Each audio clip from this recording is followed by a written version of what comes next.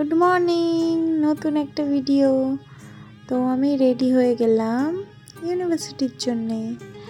আজ আমার assignment submitted date. এতদিন যেগুলো লিখছিলাম সেগুলো এবার সাবমিট করতে হবে। তো এই ব্যাগেই অ্যাসাইনমেন্ট নিয়ে যে আমি পুরো কমপ্লিট করেই নিয়েছিলাম। আর মানি স্নান করে আমাকে বাই বাই করে দিচ্ছিল। আর ও না কাঁদছিল, আমি চলে আসলেই ও কাঁদে। তো ভাবছি আমি চলে যাচ্ছি। তো আমার র্যাপিডো বাইক বুক হয়ে গিয়েছে, আমি বুক করে চলে গিয়েছি। আর 15 মিনিটস লাগে। তো এই যে ক্লাসে এখনও স্যার আসেনি, ওয়েট করছিলাম মৌমিতার জন্য। মৌমিতাও মেদিনীপুর থেকে বাইক রাইড করে চলে আসলো, আর আমাদের অ্যাসাইনমেন্ট হয়ে গেল। আমাদের হয়ে গিয়েছে, এবার চলেছি গাড়ি বুক করবো, করে চলে যাবো আমার বাড়িতে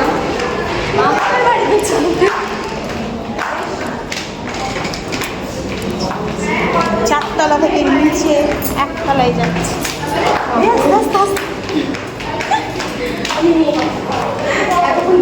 মিনিটসের মধ্যে আমার বাইক চলে এসেছে, তো আমিও উঠে পড়েছি বাড়ি যাওয়ার জন্যে। তো 15 মিনিটস লাগে। তো ওখান থেকে আমি বাড়ি গিয়েছি, আর বাড়ি গিয়েই দেখি উনি নামছে, ভাত টাত খেয়ে ওপর থেকে নামছে গুটি গুটি পায়ে। আর আমার আওয়াজ শুনলে ও যেখানেই থাকুক না কেন মানে চলে আসে। আর ও কখন মানে এসে কোলে উঠবে। একটা চুনো খেয়ে নাও আমার গালে, আমার গালে। হ্যাঁ, আমার পিপিরে আমি খুব ভালোবাসি, বলো। হ্যাঁ, চুনো খাচ্ছে আমার পিপিরে, চুনো খাচ্ছে পিপিরে, চুনো খাচ্ছে মানে পিপিরে চুনো খায় কিরকম করে, এরকম করে খায়। দেখি মানির একটু ভাত খাইয়ে দেই, ভিডিও করি। হ্যাঁ বা হেভি খাই তো। মানে কেমন করে খাও? এরকম করে, এরকম করে, এরকম করে খাও। দেখি এদিকে তাকিয়ে হাসো। সবাই বলতে মা বলে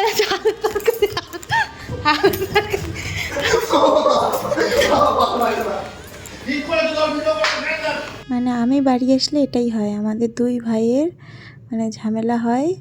আর ও ওখানে বিরিয়ানি খাবে বলে ঝামেলা করছিল, আর আমি ভিডিও করে নিচ্ছিলাম, ওই জন্য ও রেগে যাচ্ছিল। মানে ওর কেচ্ছাগুলো ফাঁস হয়ে যাচ্ছে না, ওই জন্য ও রেগে যাচ্ছে।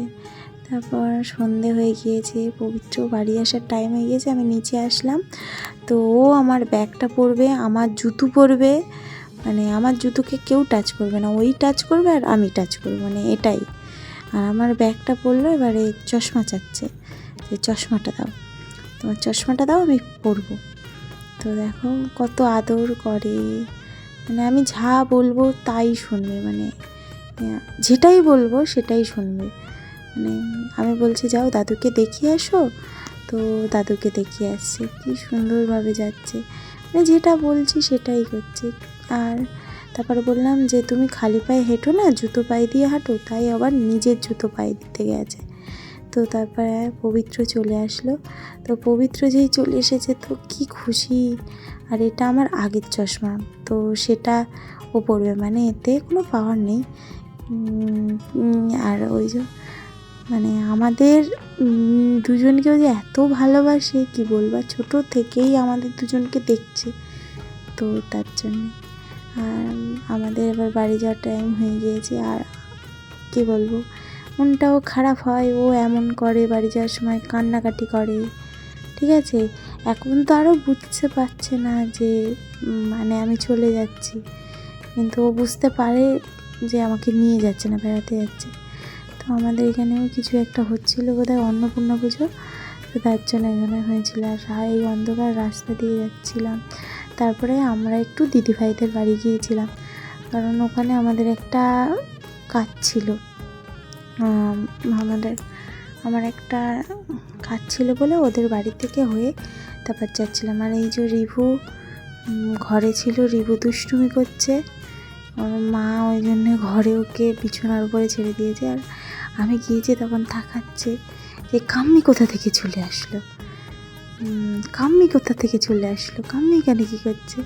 তো প্রথমে অবাক হয়ে গেল, তারপরে একটা হাসলো, খেলা করছিল একা একা, তো অবাক হয়ে গিয়েছে হঠাৎ করে যদি আমাদের দেখে। যারা ভিডিও কলে দেখতো তাদের চোখের সামনে দেখতে পাচ্ছে, মানে একটা বিশাল বড় ব্যাপার হয়ে গিয়েছে ওর কাছে।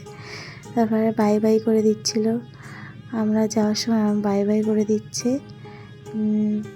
ও মানে আর কি একটু মনটা খারাপ, চলে আসছি তো, আর এমনি ও সারপ্রাইজ হয়ে গিয়েছে।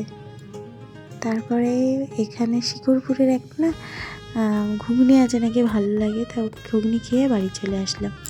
তো মামুনি আমরা বাড়ি আসার পথে আমার মা এইসব জিনিস সবসময় পাঠায়, তো ওই জিনিসগুলো দেখাচ্ছিলাম। তো আমরা ডিনার কমপ্লিট করে নিলাম মুভি দেখতে দেখতে। বাই বাই, কেমন লাগলো বলবে।